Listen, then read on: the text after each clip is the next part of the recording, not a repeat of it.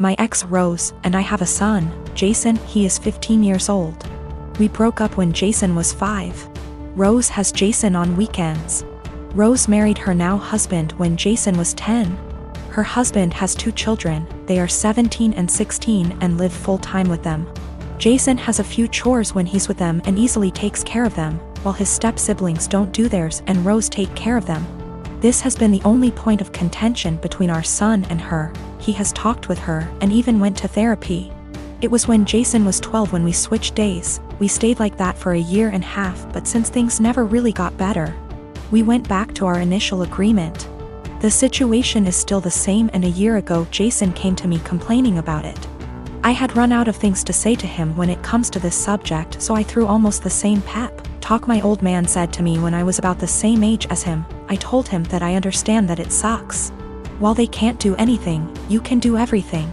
You can cook, clean, do well in school, drive, handle your own money, and you even know how to handle the bills, and I'm not counting the things you've learned from your grandparents and your uncle. I can send you to live alone right now like my old man did with me, an inside joke. And I wouldn't worry, because even if you don't know how to do them, you take the time to learn.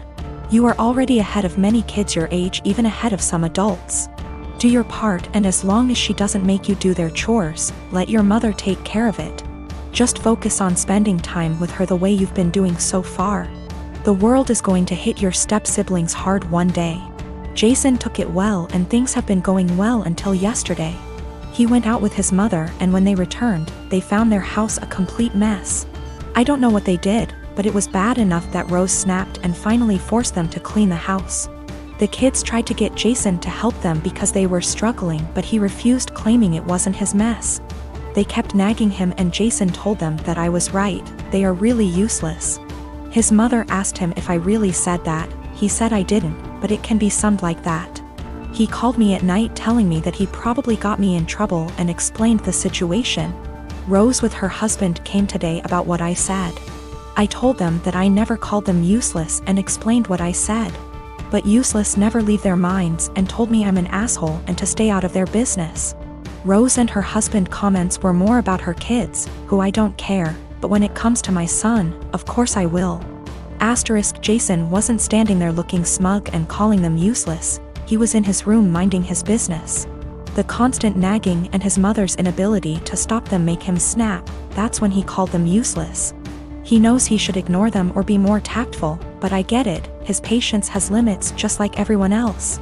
He apologized to his step-siblings before he came back to my house yesterday. He also apologized to me for kinda throwing me under the bus, but I told him it was unnecessary, everything cool between us. Why did he keep going to his mother? He wanted.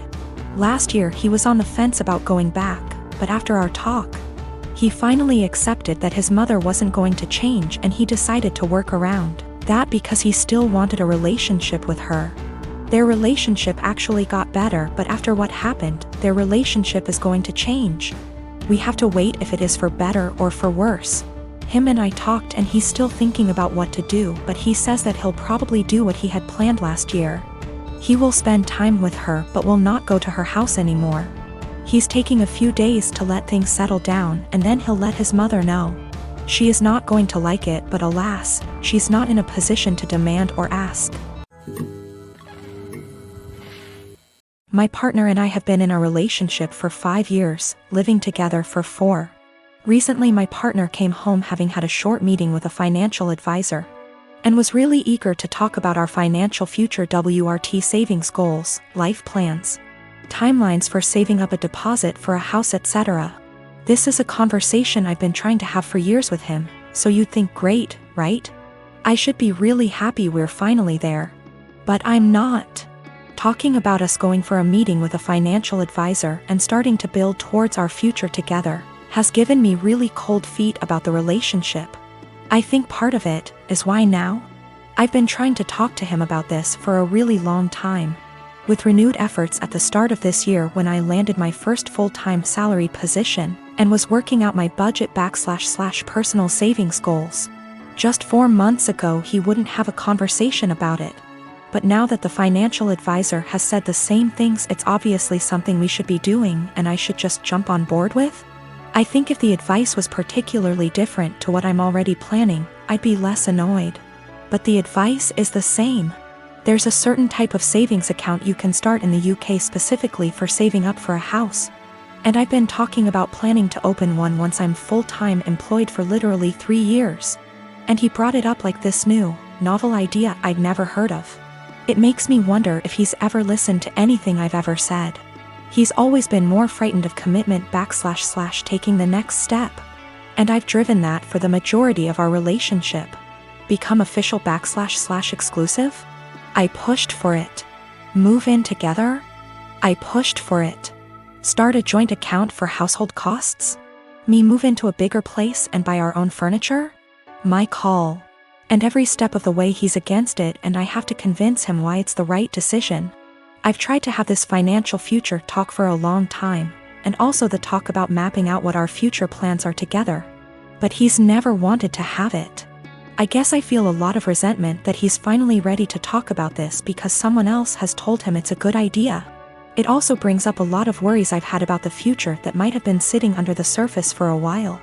Like the marriage and kids talk, I've always been clear about what I want, and he's always vaguely agreed with me. But trying to talk to him about time scales for it is like pulling teeth and always turns into an argument. It's not like I'm saying you have to propose now or I'm leaving or anything. It's literally just stuff like, ideally I'd like to be thinking about engagement and buying a house by 28, and married looking to have kids by 30. So he's literally got like half a decade. But we can't have that conversation because he shuts down / gets annoyed / feels pressured. And I have no idea what he wants from the future because he won't tell me. There's a lot of resentment in this post, and I feel the need to clarify that I love him. He's my best friend and our day-to-day life is a dream. But I always feel like I'm dragging him into a future he doesn't want. And that he doesn't really trust / listen to me as an equal partner, until someone else tells him the same things I've been trying to say. I don't want that to be my future. I want someone who has these conversations with me and is excited about taking the next step. This feels like it has been one of the biggest underlying issues in our relationship that we've never been able to address. He doesn't ever really seem to listen to / consider me and often prioritizes his relationships with others. It's like he's expecting that I'll always just be there until he's ready, and that's not a very nice feeling to have. I'm not really sure where to go from here. I guess my big question is, how do I move past this resentment into a productive conversation about goals / expectations? I would like to be excited that he's finally ready to take this step together, but I just feel annoyed and uncertain. I would also like to address the issues of not feeling like a priority once and for all, since previous attempts haven't been successful.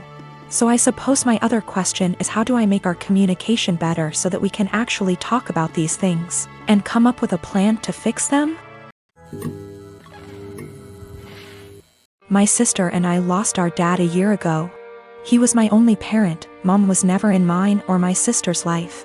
Dad left money, inheritance, for me and sister, and she used her inheritance to get new cars and renovate her house. I live with my aunt right now cause my brother-in-law didn't let me stay with my sister. I'm planning on using my inheritance money to pay for college tuition. I've always wanted to be doctor but haven't decided which branch yet. My sister and I haven't been close. It started after she got married to her chronically ill husband, who was allowed to make backhanded comments about dad and mock his illness, and make a scene at his funeral. Only because he's ill and shouldn't be held accountable for his behavior. I've distanced myself, but my sister kept visiting a lot lately, venting about my brother-in-law's condition. He's been in and out the hospital for heart problems and in need for a surgery. She brought up my inheritance money several times, but I end up cutting the conversation.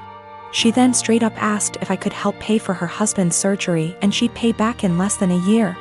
I felt uneasy cause if I give her money from my inheritance, which is a large amount, then there's no guarantee she'll pay back before it's time to apply for college. I'm taking a year gap, but I know my sister can't pay back that much, and I felt I was risking my future. I refused to help and she had a meltdown at my aunt's house, calling me heartless, cruel with no empathy. She said that her husband's health should be a priority and I needed to help because education is nothing compared to someone's health, and asked if I'd be happy to see her as a widow and my nephew with no father. My aunt suggested others pay, but most of them cut my sister and her husband off. I argued that her husband's poor health isn't my fault after she kept blaming and guilt-tripping me. She kept crying, and although my aunt decided to stay out of it, she said that I should be prepared for permanent damage in my relationship with my sister if I don't help her now. She's been sending texts and pictures of her family telling me this is what I was saying no to. A happy, healthy family with a healthy husband and father. I cried and felt like I was being selfish, not good aunt and sister. I asked my friend and he said let them sell the cars and all the luxurious stuff they bought to afford the surgery, and warned me, if I give them money I'll never get it back and may not be able to go to medical school. I am a 27 years old female, used to be an escort from 18 until I was 23. I'm not proud of it, but I did what I had to do to keep studying and a roof over my head. That's how I met my now fiancé, though he was never my client. We began to date when I was 25, and 3 or 4 months after that his brother-in-law exposed me. No idea how he found out, because there's no way my fiancé knew, and thus we had to come clean in front of his whole family. Yes, I did that. Yes, he knows. Yes, he doesn't care. It was 2 years ago. At that time, we got over it. After that there was a span of 3 to 4 months in where my mother-in-law and some of my fiancé's aunts and cousin police their husband when I was around. It was really weird tbh, because this dudes were like 40 to 60 years old and I wasn't that desperate. So my fiancé shut their bullshit hard, and even when his family still gives me the side eye from time to time. We thought it was behind us. He proposed last year, and 5 months ago we found out that I was pregnant. We were really happy about it, and we told his family as soon as we knew. His sisters and young brother were happy for us. But his mom took me aside and begged me to be honest with her and asked if this was really my fiancé's child. I was taken aback, but I just rolled my eyes and said yes. She gave me some shitty speech about how she only wanted to make sure. And that she was happy to be a grandmother. Well, last weekend we were at his parents' with his family and some of his friends, and we were talking about the name. How he might look, small talk. We will love him regardless, but there's always some, oh, I hope he gets your nose. MMH, I like your eyes, I hope he gets them. Comments. And my father-in-law said that he and his children have a birthmark in the inner tight, and that even his grandchildren, one of my SIL's kids, got them, so our baby might too. And then he said, but how can we know from who he got it? It may as well be from me, my boy, or my brothers. And he and his brothers began to laugh. My fiancé got mad, and before he could say anything I said, I don't get it, and my father-in-law was, yeah, because it runs in the family. And I said again, I don't get it, why would he get it from you? And he began to get nervous and said, because you know, it's just a joke OP. And I said, but I don't get it, and you all laughed. Explain. It got to the point that some of his friends said, hey, it's not funny, so he excused himself and left. Later my fiancé's brother-in-law came to me and said that I was wrong for embarrassing him like that in his own house, and that I knew what the joke was about and of my past. I shouldn't be surprised. Now they're all demanding that I apologize to my FIL.